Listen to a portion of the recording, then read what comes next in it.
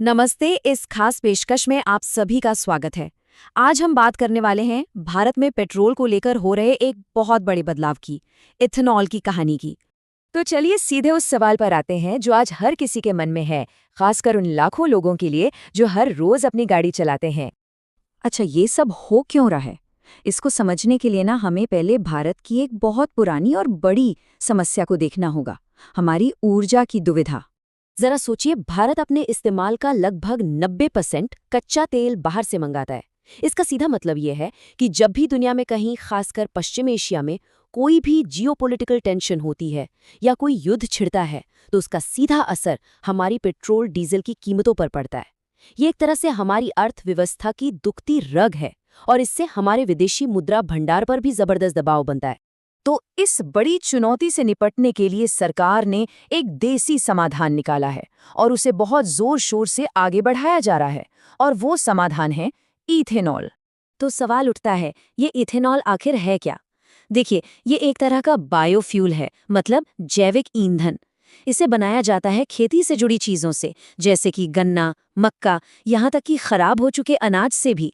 इसमें जो शुगर और स्टार्च होता है ना, उसे फर्मेंट करके ये ईंधन तैयार किया जाता है। वैसे ये कोई बिल्कुल नई बात नहीं है।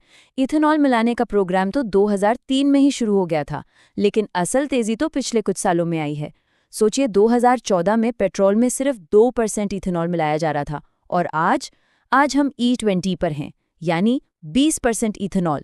और बात यहीं खत्म नहीं हो रही, सरकार का लक्ष्य तो E85 और E100 तक जाने का है। अब इस पूरी योजना का एक बहुत जरूरी हिस्सा है फ्लेक्स फ्यूल व्हीकल या FFV। ये वो गाड़ियां हैं जिनके इंजन को खास तौर पर इस नए ईंधन के लिए तैयार किया गया है। मतलब इनमें ऐसे पुर्जे और सेंसर लगे होते हैं जो पेट्रोल और इथेनॉल के किसी भी मिक्सचर पर आराम से चल सकते हैं, चाहे वो E20 हो या E85। तो ठीक है, अब जरा ये समझते हैं कि सरकार इस बदलाव पर इतना जोर क्यों दे रही है। आखिर इसके पीछे बताए जा रहे फायदे क्या-क्या हैं? देखिए, सरकार के हिसाब से ये एक तीर से कई निशाने साधने जैसा है। इसके 4 बड़े तर्क हैं। पहला, देश की ऊर्जा सुरक्षा, यानी विदेशी तेल पर निर्भरता कम करना। दूसरा, आर्थिक बचत, मतलब कच्चे तेल के इंपोर्ट पर होने वाला भारी भरकम खर्च घटाना। तीसरा, किसानों की आमदनी बढ़ाना, क्योंकि गन्ना और मक्के जैसे फसलों की मांग बढ़ेगी। और चौथा, पर्यावरण, क्योंकि इथेनॉल पेट्रोल के मुकाबले क्लीन जलता है, जिससे प्रदूषण कम होता है। ये तो हुई फायदों की बात, लेकिन कहानी का दूसरा पहलू भी है, और वो पहलू सीधा जुड़ा है हमारी और आपकी गाड़ियों से। इस बदलाव की कुछ छिपी हुई लागतें और परेशानियां भी हैं।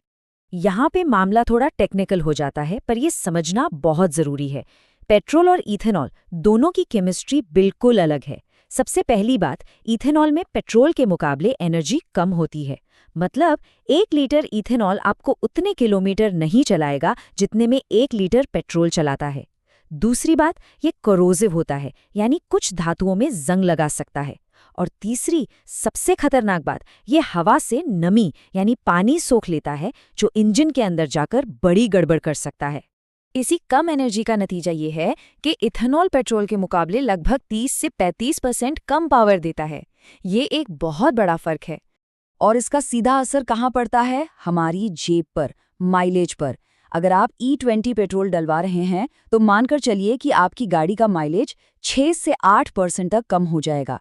और अगर कभी E100 यानी 100% इथेनॉल वाली गाड़ियां आईं, तो माइलेज में 25 से 30% की गिरावट आ सकती है। मतलब पेट्रोल पंप के चक्कर ज्यादा लगेंगे। माइलेज तो बस एक बात है, असली चिंता तो इंजन को लेकर है, खासकर उन गाड़ियों के लिए जो इस नए ईंधन के लिए बनी ही नहीं है। इथेनॉल इंजन के कुछ हिस्सों में जंग पैदा कर सकता है। ये रबर की सील और प्लास्टिक के पार्ट्स को गला सकता है। फ्यूल टैंक में जमी पुरानी गंदगी को घोलकर इंजेक्टर तक पहुंचा सकता है, जिससे वो ब्लॉक हो सकते हैं। और क्योंकि ये लुब्रिकेशन कम करता है, तो इंजन के पुर्जों में घिसाव भी ज्यादा होगा। और यही इस पूरी कहानी का सबसे बड़ा पेंच है। आज भारत की सड़कों पर दौड़ रही ज्यादातर गाड़ियां E10 या ज्यादा से ज्यादा E20 फ्यूल के लिए ही बनी हैं। तो एक तरफ है सरकार का बड़ा लक्ष्य, और दूसरी तरफ है करोड़ों गाड़ियां जो शायद इसके लिए पूरी तरह तैयार नहीं हैं। तो अब सवाल ये है कि आगे का रास्ता क्या है? सरकार इस बड़ी सोच और जमीनी हकीकत के बीच तालमेल कैसे बिठा रही है? ऐसा लगता है कि अब ध्यान एक बीच के रास्ते पर जा रहा है। अब E100 यानी 100% इथेनॉल पर सीधे जाने के बजाय फोकस E85 पर शिफ्ट हो रहा है। क्यों? क्योंकि ये ज़्यादा प्रैक्टिकल लगता है। E85 में 15% पेट्रोल होता है, जो ठंडे मौसम में गाड़ी स्टार्ट करने में मदद करता है। इसके लिए इंजन में बदलाव तो चाहिए, लेकिन E100 जितने बड़े नहीं। और हाँ, ये हमारी खेती पर भी उतना ज़्यादा दबाव नहीं डालेगा जितना 100% इथेनॉल डालेगा। और सरकार इस रास्ते पर पूरी तरह से कमिटेड है। पेट्रोलियम मंत्रालय की जॉइंट सेक्रेटरी सुजाता शर्मा का ये बयान देखिए। ये साफ दिखाता है कि तमाम चुनौतियों के बाद भी सरकार इसे भविष्य का रास्ता मानकर चल रही है। तो आखिर में सवाल यही बचता है, क्या इथेनॉल ईंधन वाकई में भविष्य का रास्ता है जो हमें ऊर्जा के मामले में आत्मनिर्भर बनाएगा, या फिर ये एक ऐसा महंगा प्रयोग है जिसकी कीमत आखिर में आम आदमी को अपनी जेब और अपनी गाड़ी से चुकानी पड़ेगी? इसका जवाब तो वक्त ही देगा।